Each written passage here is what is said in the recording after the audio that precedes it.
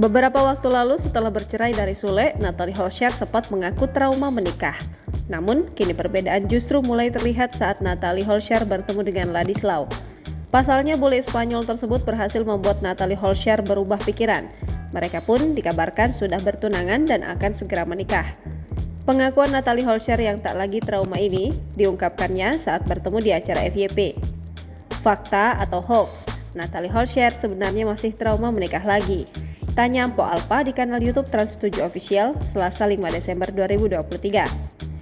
Emang iya setrauma itu? Tanya Irfan Hakim. Kalau awal-awal itu kan aku pernah bilang kayak aku trauma gitu, tapi pas udah berjalannya waktu ya udah nggak ada trauma-trauma lagi, ungkapnya. Diakui Natalie, dia sebenarnya masih memiliki ketakutan untuk kembali berumah tangga lagi. Hanya mantan istri Sule ini mengatakan, kini ia selalu mengkomunikasikan setiap masalah dengan sang tunangan, Ladislaw. Ada ketakutan sih, tapi apapun itu aku selalu komunikasi sih sama Ladis, kata Natalie Holscher.